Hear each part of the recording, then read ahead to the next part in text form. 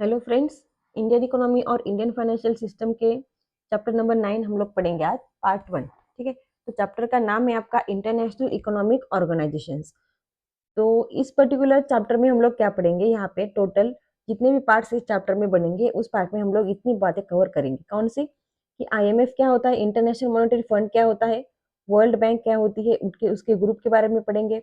World trade organisation क्या होता है, इंडिया और डब्ल्यूटीओ के बीच में कैसा रिलेशनशिप है वो भी पढ़ेंगे। या उसके साथ साथ ये जो रीजनल इकोनॉमिक कोऑपरेशन है जिसके तहत यहाँ पे कुछ बॉडीज बनाई गई है उसके बारे में पढ़ेंगे। और जो अभी रिसेंट इंटरनेशनल इकोनॉमिक इश्यूज है, ठीक है, ये इकोनॉमिक इश्यूज तो चेंज होते रहते हैं लेकिन जो बुक में दिए गए हैं उसे हम लोग यहाँ पे पढ़ने की कोशिश, समझने की कोशिश करेंगे।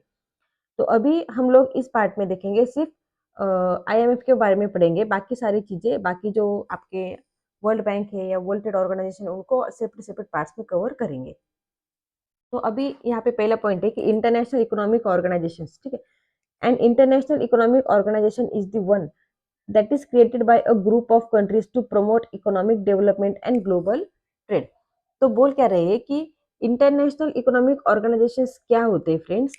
यहाँ पे क्या होता है ना कि ये एक फॉर्मल, ये तो आपने जो अभी पढ़ा है हमने वो बुक की डेफिनेशन है। अगर नॉर्मल सी सिंपल सी लैंग्वेज में अगर समझना चाहिए तो इंटरनेशनल इकोनॉमिक ऑर्गेनाइजेशंस क्या होते हैं, ये फॉर्मल इंस्टीट्यूशंस होते हैं जो कि उनकी मेंबर कंट्रीज बनाती है।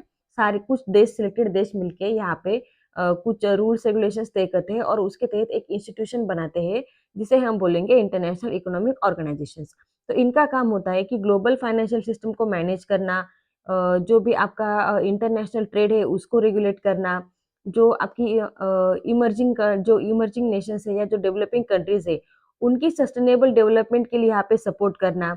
अब इतने सारे देश, देखिए ना, इतने सारे देश अगर एक दूसरे के साथ व्यापार करेंगे तो जाहिर सी बात है कि उनके बीच जो है वो झगड़े तो होंगे ही ना, झगड़े होंगे, मिसअंडरस्टैंडिंग होगी। तो इन सबको दूर कौन करेगा, है ना। तो इन सबको दूर करने के लिए यहाँ पे आपको सपोर्ट की जरूरत पड़ेगी, टेक्नोलॉजी की जरूरत पड़ेगी, पैसे की जरूरत पड़ेगी, है ना। कहीं ऐसा ना हो कि डेवलप्ड कंट्रीज है, अगर ये ऑर्गेनाइजेशन ना होती, है ना, मान लीजिए अगर वर्ल्ड बैंक ना होता, आईएमएफ ना होता, कोई भी रेगुलेट करने के लिए नहीं होता, तो कैसा होता, जो डेवलप्ड नेशन है जैसे कि यूएस हो गया, जापान हो गया, वो डेवलपिंग नेशन पे हावी हो जाते है ना।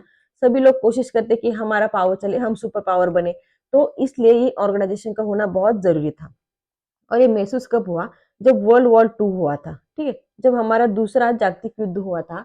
उसके बाद हमें ये जरूरत महसूस हुई कि ऐसे ऑर्गेनाइजेशन होने चाहिए जो कि क्या कर सके, जो भी दूसरे युद्ध के बाद जो जो डेवलपिंग नेशन थे उनकी जो करेंसी थी उनका डीवैल्यूएशन हो रहा था, वो इतनी गिर रही थी और जो डेवलप्ड कंट्रीज की करेंसीज है वो काफी हद तक बढ़ रही थी, महंगी हो रही थी। तो इसको किसी किसी हद तक कंट्रोल करना था। या जो हमारी इंटरनेशनल फाइनेंशियल कोऑपरेशन है, मतलब लोग घुल मिल के एक दूसरे के साथ व्यापार करें, कहीं ऐसा ना हो कि जो अमीर देश है वो अमीर बनते रहे, जो गरीब है वो गरीब बनते रहे। तो इस कंडीशन को हैंडल करने के लिए वहाँ पे इंटरनेशनल इकोनॉमिक ऑर्गेनाइजेशंस को लाया गया था। ठीक है, ये हो गया सिंपल सी लैंग्वेज में क्या होता है और क्यों होता है। और बुक की डेफिनेशन के हिसाब से an international economic organization is the one that is created by a group of countries to promote economic development and global trade, है। जो इकोनॉमिक डेवलपमेंट होनी चाहिए और ग्लोबल ट्रेड जो है वो सही से होना चाहिए, उसको प्रमोट करना है, उसको बढ़ावा देना है। वो सभी देश एक दूसरे के साथ अच्छा बिहेव करके एक दूसरे को आगे एक साथ ले जाके आगे सबकी डेवलपमेंट हो। International economic organisations are not limited to the Bretton Woods institutions.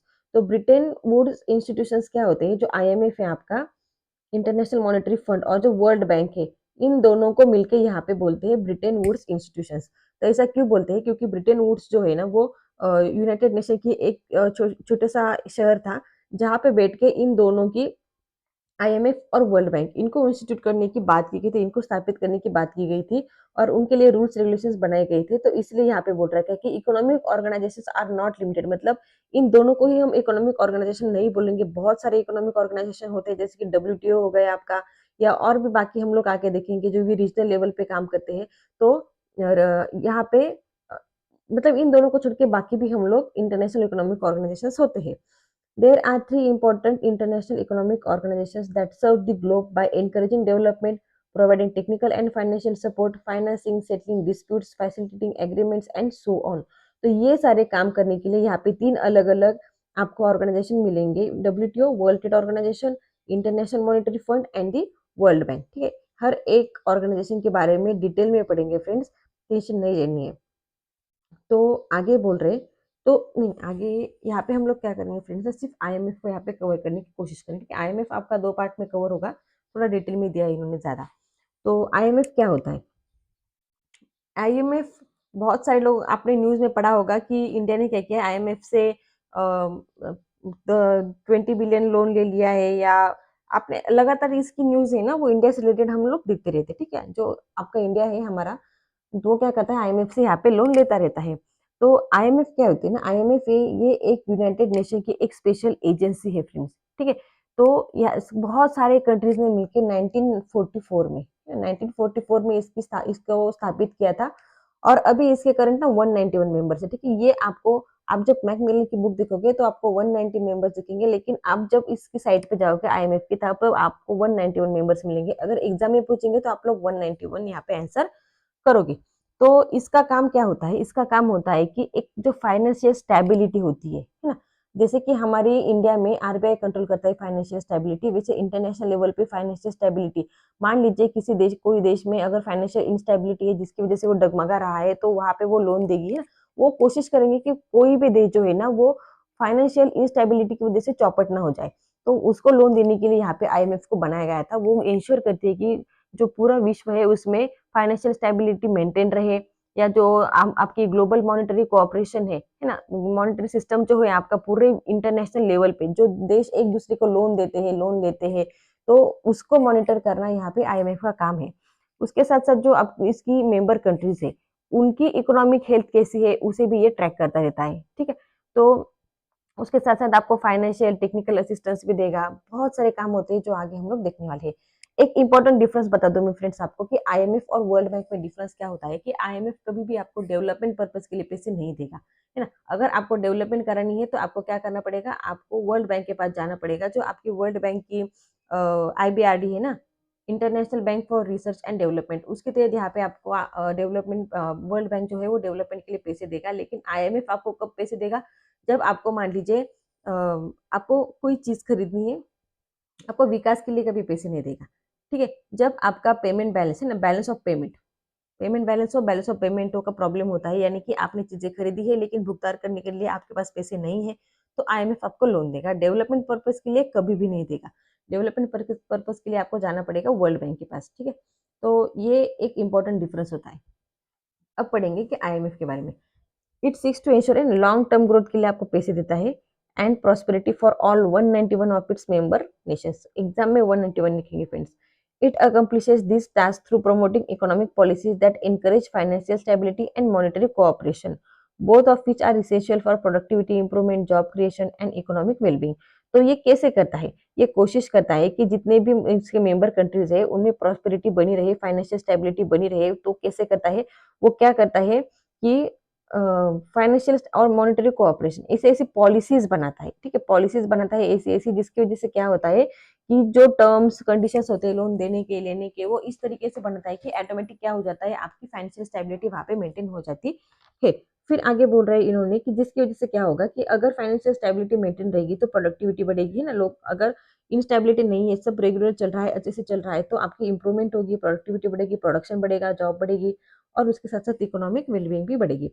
तो इसको स्थापित किया था 1944 में, जब 45 कंट्रीज मिली थी ब्रिटेन वुड्स में। हमने देखा ना, ब्रिटेन वुड्स में आईएमएफ और वर्ल्ड बैंक को स्थापित करने की बात की गई थी। न्यूयॉर्क में है ये, है ना। To agree on a framework for international economic cooperation when 21 countries sign an article of agreement, India became a member of IMF on December 27 1945, ठीक है।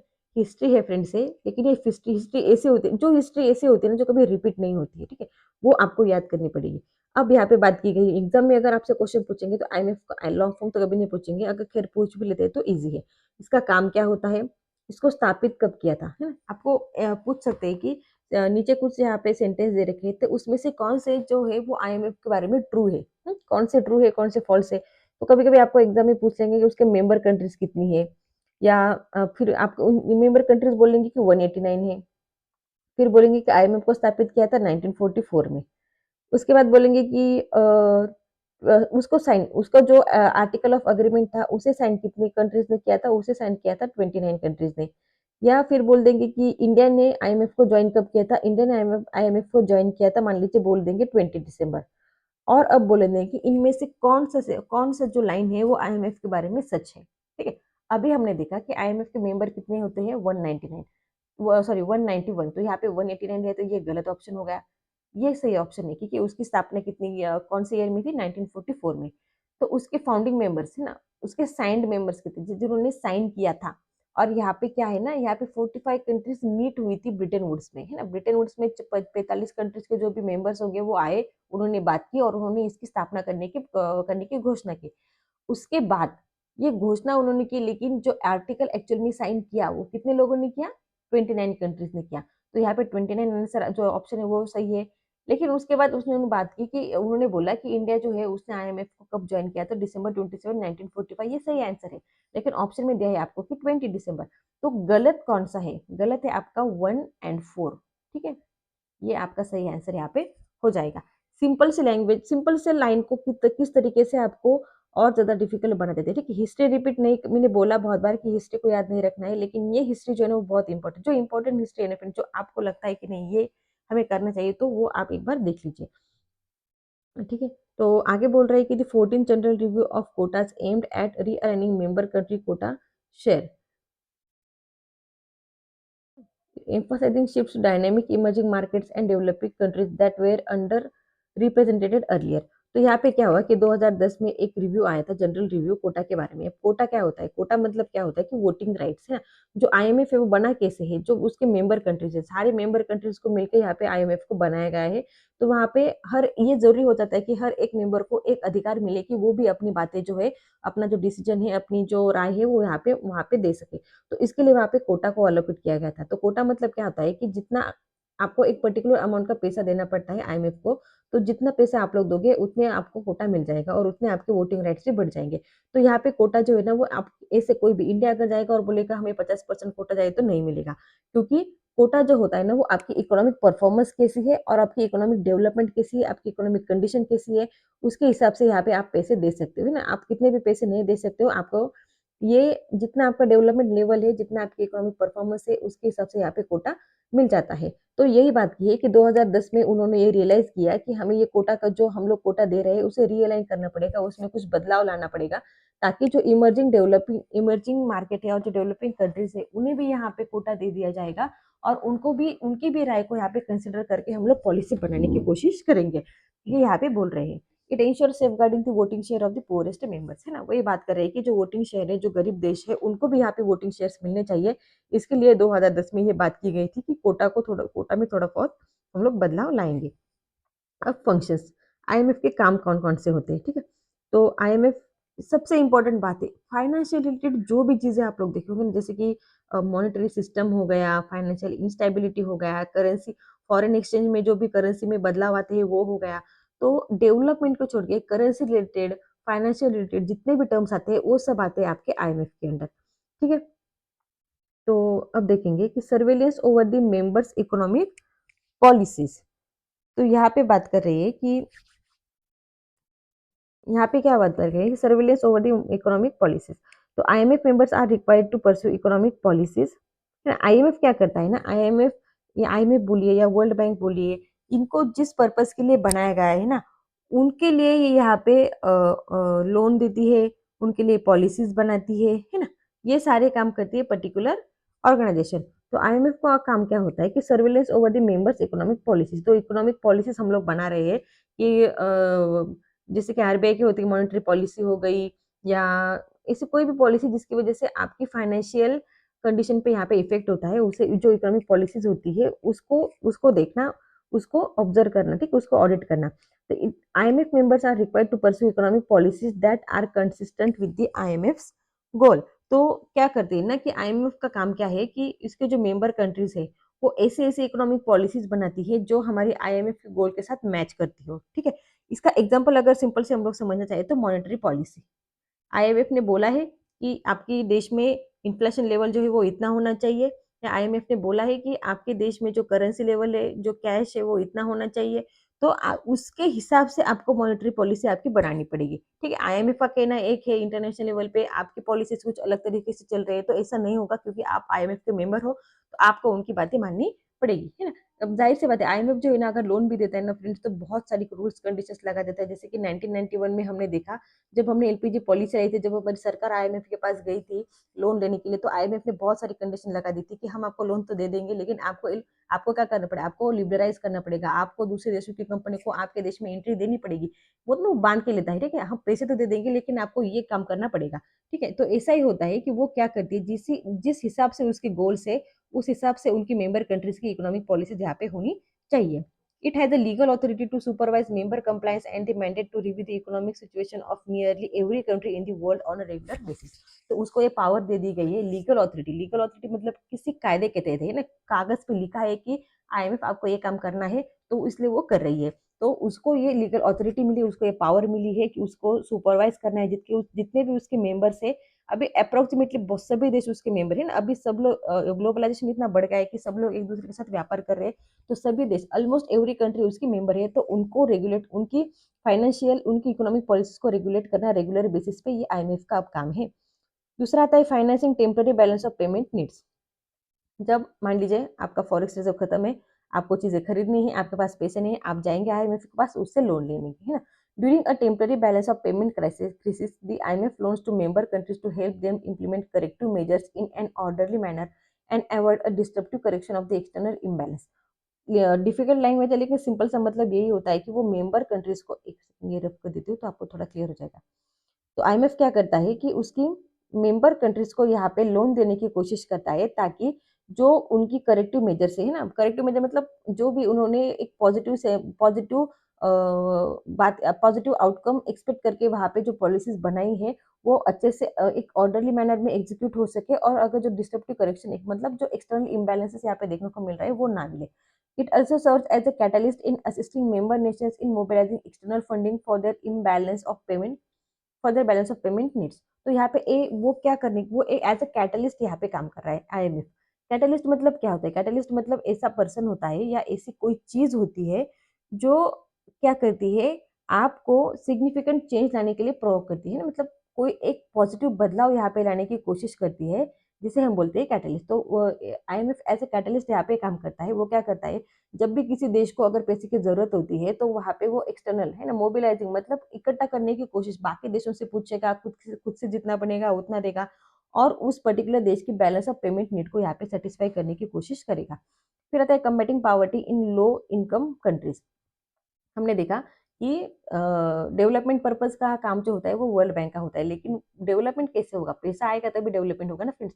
तो जो गरीब देश है वहां पे गरीबी को दूर करने के लिए यहाँ पे आईएमएफ क्या करता है ना, कंसेशनल लोन्स देता है। कंसेशनल मतलब कम इंटरेस्ट रेट पे यहाँ पे लोन देगा, कम ब्याज पे लोन देगा, to support their efforts to reduce the poverty. To achieve this goal, the IMF collaborates closely with the World Bank and other international economic institutions. अब अगर यहाँ पे इनको लोन, आईएमएफ इसके इस पर्टिकुलर काम को कैसे करता है कि वो मदद लेता है वर्ल्ड बैंक की, क्योंकि वर्ल्ड बैंक डेवलपमेंट पर्पज के लिए बनाया गया है, और इंटरनेशनल अदर जो इंटरनेशनल इकोनॉमिक इंस्टीट्यूशन है, जैसे उस पर्टिकुलर रीजन में होगा, तो उनसे भी यहाँ पे मदद लेता है। The IMF raises external finance and donor support for such Nations and participate into international डेब्ट रिलीफ इनिशिएटिव्स। तो आईएमएफ क्या करता है, यहाँ पे एक्सटर्नल फाइनेंस अलोकेट करता है, मतलब किसी दूसरे मेंबर से लेगा या गवर्नमेंट टू गवर्नमेंट यहाँ पे लोन देने की बात करेगा, और जो डोनर है और उन ऐसे गरीब देशों को यहाँ पे मदद करने की कोशिश करेगा। तो ये काम आईएमएफ कैसे करता है, आईएमएफ यहाँ पे दो जो इनिशिएटिव बनाए गए हैं पुअर कंट्रीज को यहाँ पे डेवलपमेंट के लिए लोन देने के लिए, तो उसके तहत दो स्कीम यहाँ पे आती है, ठीक है।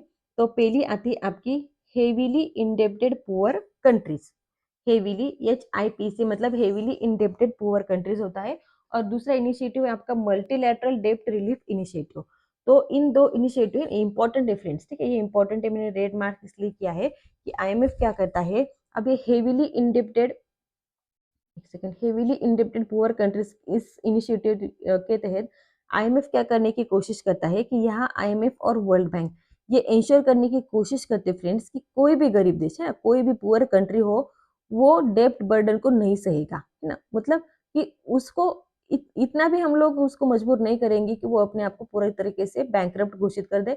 उसके ऊपर अगर कर्जा है तो उसकी हम लोग मदद करेंगे, है ना? They will not face the unmanageable डेब्ट बर्डन। तो अगर उनसे डेब्ट बर्डन, अगर उनका कर्जा इतना बढ़ गया है कि वो मैनेज नहीं कर पा रहे हैं, तो वहाँ पे हम लोग उनकी मदद करेंगे। तो ऐसे में क्या होगा ना, तो जो गरीब देश है ना, उनको यहाँ पे कम से कम इंटरेस्ट रेट पे लोन IMF दे देता है। ये हो गया बात की highly heavily indebted poor countries. और दूसरा होता है कि मल्टीलैटरल डेब्ट रिलीफ इनिशिएटिव, है ना? डेब्ट रिलीफ, तो यहाँ पे क्या होता है कि सीधा कर्जा जो है ना, कर्ज माफी हो जाती है। ठीक है, कैसे हो जाती है? IMF क्या करता है ना कि यहाँ गरीब देशों ने जो भी IMF से कर्जा लिया है, वो किसी स्पेसिफिक सिचुएशन के अंडर, है ना? ऐसा नहीं कि कोई भी किसी भी को वो माफ कर देंगे। मान लीजिए आपने जो पैसे ले रखे हैं, वो आपने आपके देश में भूकंप आ गया, आपने पैसे तो लगाए थे, आपने चीजें खरीदी, लेकिन भूकंप आ गया या बाढ़ आ गई, ऐसी कोई भी सिचुएशन जो आपके अंडर नहीं है, उस अंडर में, उस सिचुएशन के अंडर में अगर जो लोन आपने IMF से लिया है, उस पैसे का अगर पॉजिटिव आउटकम वहाँ पे IMF को नहीं दिख रहा है, तो IMF उस लोन को यहाँ पे माफ भी कर सकता है। स्पेसिफिक सिचुएशन के अंडर यहाँ पे होता है फ्रेंड्स।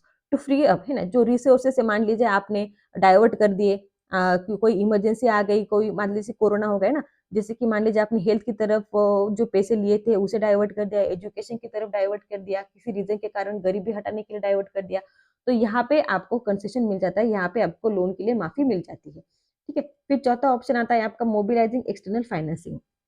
मोबिलाइजिंग एक्सटर्नल फाइनेंसिंग मतलब क्या होता है कि जब आप IMF के पास लोन लेने जाओगे, मांगने जाओगे, तो IMF क्या कर देगा, बाकी कंट्री। एक्सटर्नल फाइनेंसिंग मतलब सिंपल सी बात है, मोबिलाइज करना मतलब इकट्ठा करना, एक्सटर्नल मतलब आपके इंटरनल, इंटरनल है, आपके देश के अंदर नहीं, देश के बाहर से। और फाइनेंसिंग मतलब कर्जा लेना, है ना, कि किसी दूसरे देश से, किसी दूसरे कंट्री से यहाँ पे हम लोग पैसे ले रहे हैं। Before committing or disbursing their own resources to that nation or giving debt relief, bilateral and multilateral lenders and donors rely on an IMF endorsement of that country's economic policies or may even need a formal IMF endorsed economic program, ना? क्या बात है कि यहाँ पे हम लोगों को क्या करना है, दूसरे देशों से अब लोन लेना है, लेकिन क्या है ना कि बात कर रहे हैं कि before disbursing their own resources to the nation, है ना, कि पैसे देने, बाकी मेंबर्स क्या करते हैं, उनके खुद के पहले पैसे देने से पहले उनको चाहिए कि IMF का एंडोर्समेंट। अब इस लाइन का मतलब क्या होता है फ्रेंड्स? देखिए एग्जांपल समझेंगे, मान लीजिए साउथ अफ्रीका है ना, साउथ अफ्रीका गया IMF के पास, उसने बोला कि हमें इतना लोन चाहिए, मान लीजिए 10,000 करोड़ का उनको 10,000 नहीं, 1 लाख करोड़ का उनको लोन चाहिए। वो गई IMF, डॉलर में होता है एक्चुअली, वो डॉलर में फ्रेंड्स, ठीक है, मान लीजिए उनको $10 बिलियन यहाँ पे लोन चाहिए, तो वो गई IMF के पास, तो IMF को बोला कि हमें इतना इतना लोन चाहिए, तो IMF ने बोला, बाकी देशों से बात की, और कुछ डोनर जो है वो आगे आ गए सपोर्ट के लिए। मान लीजिए हमारा इंडिया है, इंडिया जो है वो आगे आ गया, इंडिया बोला कि ठीक है, हम जो है साउथ अफ्रीका को लोन यहाँ पे दे देंगे, कोई बात नहीं, लेकिन क्या भरोसा है कि साउथ अफ्रीका ने जो पैसे हमसे ले रखे हैं वो रिस्पॉन्सिबली यूज करेगा, ढंग से यूज करेगा, जिस पर्पज के लिए उसने पैसे लिए है उसी पर्पज के लिए यूज करेगा, जो पॉजिटिव स्ट्रक्चरल चेंजेस करेगा। हमें भरोसा नहीं है साउथ अफ्रीका पे। तो यहाँ पे इंडिया को चाहिए अश्योरेंस, है ना, इंडिया को अश्योरेंस चाहिए, और वही अश्योरेंस देता है आपका IMF इंडोर्समेंट। IMF इंडोर्समेंट का मतलब ही यही होता है, ये बताता है कि IMF इंडोर्समेंट का मतलब क्या होता है कि ये क्या होता है, ये इसका मतलब होता है कि IMF ने क्या किया है, जो साउथ अफ्रीका की इकोनॉमी है, जो इकोनॉमिक पॉलिसीज है उसको ऑडिट किया है, जो उनके रिफॉर्म प्लान है उसको अग्री किया है, और जो उनकी प्रोग्रेस है उसे भी वो एक्टिवली मॉनिटर कर रहा है। ठीक है, मतलब क्या कि यहाँ पे IMF ने जिम्मेदारी ले ली है कि जो पैसे आपने दे रखे हैं साउथ अफ्रीका को, कोई बात नहीं, वो अच्छे से यूज करेंगे, ढंग से यूज करेंगे, ये गारंटी हम देते हैं, जिसे बोलते हैं एंडोर्समेंट। ठीक है, IMF policy assessment and recommendations also provide crucial signals to investors and financial markets about a country। वही बात करें, इन्वेस्टर मतलब क्या, इंडिया ने पैसे दिए, वो इन्वेस्टर हो गया, और अब उसको पता चल गया है कि जो इकोनॉमिक प्रोस्पेक्ट है साउथ अफ्रीका का वो अच्छा होने वाला है, तो कोई बात नहीं, हम अभी साउथ अफ्रीका को लोन यहाँ पे दे सकते हैं, IMF को बीच में लाके। आगे है पांचवा, strengthening the international monetary system. अब इंटरनेशनल मॉनेटरी सिस्टम मतलब कहते हैं फ्रेंड्स, IMF एंडोर्समेंट क्या होता है ना, एंडोर्समेंट हम लोग बैंक में भी देखते हैं बहुत बार कि चेक में के पीछे या DD के पीछे आप एंडोर्समेंट करा देते हो, तो क्यों करा देते हो? तो यहाँ पे क्या होता है ना कि एंडोर्समेंट मतलब एक एक वैलिडेशन होता है, आप बोल सकते हैं फॉर्मल अप्रूवल होता है किसी भी कंट्री की मैक्रो इकोनॉमिक पॉलिसीज का, है ना, IMF के द्वारा है। मतलब IMF बोलती है कि कोई बात नहीं, आप लोग लोन दे सकते हो, इसे हमने वेरीफाई कर लिया है। ठीक है, अब पांचवें नंबर पे आता है आपका strengthening the economic international monetary system. तो इंटरनेशनल मॉनेटरी सिस्टम मतलब क्या होता है, मॉनेटरी मतलब क्या होता है कि आपके देश के पैसे से रिलेटेड, जैसे हमारे RBI मॉनेटरी पॉलिसीज बनाता है, वैसे भी जो मॉनेटरी सिस्टम इंटरनेशनल लेवल पे चल रहा होता है उसको स्ट्रॉन्ग करना, उसको स्ट्रेंथन करना। ये तो यहाँ पे आईएमएफ क्या कहते हैं, IMF is the key institution of the international monetary system, है ना। एग्जाम में पूछ सकते हैं कि इंटरनेशनल मॉनेटरी सिस्टम को कौन रेगुलेट करता है, तो आईएमएफ करता है। पैसे से रिलेटेड जो भी टर्म आपको लगती है ना, वो पूरा आईएमएफ की तरफ जाता है, ठीक है। It acts as a forum for members to consult and collaborate on international monetary and financial issues and it collaborates with the other multilateral organisations, ठीक है। ये लाइन कोई पढ़ने जैसा इंपॉर्टेंट नहीं है, लेकिन मतलब क्या है कि जितने भी देश यहाँ पे हुए, जितने भी लोग मॉनेटरी कोलाबोरेशन या इंटरनेशनल मॉनेटरी लेवल पे जितने भी इश्यूज हो रहे हैं यहाँ पे, तो उसको मैनेज करना, उसको हैंडल करना, उसको प्रमोट करना, है ना। जो भी इंटरनेशनल स्टैंडर्ड्स है उनको कंसिडर करके यहाँ पे पॉलिसीज बनाना, ये काम होता है आईएमएफ का मॉनेटरी के तहत। अब यहाँ पे फ्रेंड्स क्या होता है ना, एक्चुअली इंटरनेशनल मॉनेटरी सिस्टम के तहत क्या होता है कि जो भी आपकी आईएमएफ क्या करने की कोशिश करता है कि आपको ग्लोबल इकोनॉमिक सर्वेलेंस करेगी, आपको कंडीशनल फाइनेंशियल सपोर्ट करेगी, क्राइसिस में जब भी आपको जरूरत होगी पैसे की तो आपको लोन देगी। बहुत सारी चीजें ऐसी होती है कि आपकी कैपेसिटी डेवलपमेंट करेगी। एसडीआर है ना, एसडीआर ये बहुत इंपॉर्टेंट टर्म है, इस पे हम लोग चैप्टर पार्ट रखेंगे, तो उसके तहत आप यहाँ पे आपको लोन देने की कोशिश करेंगे, ठीक है। फिर 6वें नंबर पे आता है आपका increasing the global supply of the international reserve, ये एसडीआर की बात कर रही थी मैं कि एसडीआर यही पे आता है, तो इसको हम लोग सेपरेट पार्ट में देखेंगे, ठीक है।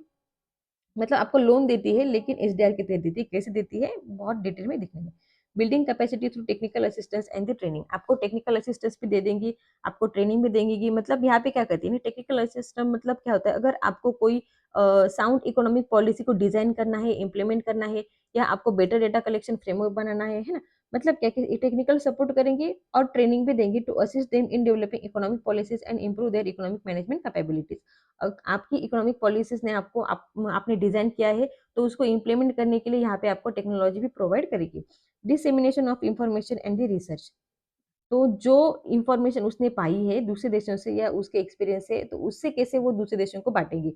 It conducts economic analysis of its member ने, वो क्या करती है, जो इकोनॉमिक एनालिसिस करती है अपने नेशंस का, उसके लिए स्टैटिस्टिक्स बनाती है, एस्टिमेट्स बनाती है ना, कि इस देश का जो इकोनॉमिक फ्यूचर है, वो पॉलिसीज है वो इतनी अच्छी है, इस देश की इतनी अच्छी है, इसका इकोनॉमिक फ्यूचर इतना है, उनको ये चेंजेस करने पड़ेंगे, ये सारी बातें, ये सारी एस्टिमेट्स निकालती है।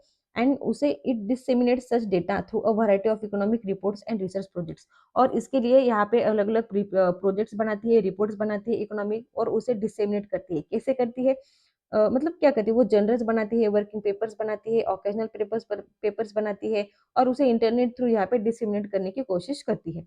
It the IMF conducts research in areas relevant to its mandate and operations primarily to improve its economic analysis and guidance to the member nation।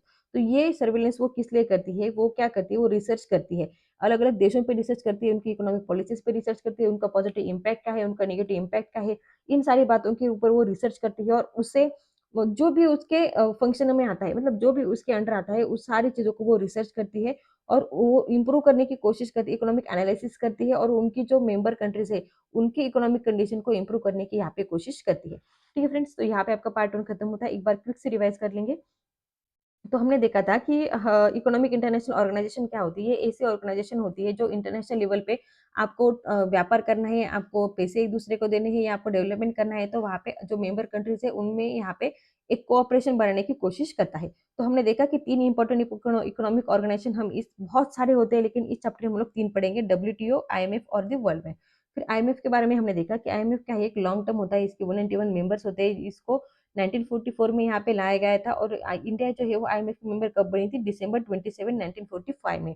तो जितने भी आपके फाइनेंशियल रिलेटेड जितने भी काम होते हैं, वो सारे आ जाते हैं आपके आईएमएफ के अंडर। फिर आईएमएफ के काम कौन कौन से होते हैं, आईएमएफ हमने देखा कि सर्वेलेंस करता है इकोनॉमिक पॉलिसीज के बारे में, फिर बैलेंस ऑफ पेमेंट के लिए आपको लोन देता है, फिर अगर गरीब देश में अगर गरीबी को हटाना है, तो वहां पे भी आपको कम से कम इंटरेस्ट रेट पे लोन दे दिए जाते हैं 2 इनिशिएटिव के तहत। तो कौन से है, heavily indebted poor countries and multilateral डेब्ट रिलीफ इनिशिएटिव, ठीक है। उसके बाद आपको एक्सटर्नल फाइनेंसिंग के लिए यहाँ पे अलोकेट करने के लिए मदद करता है।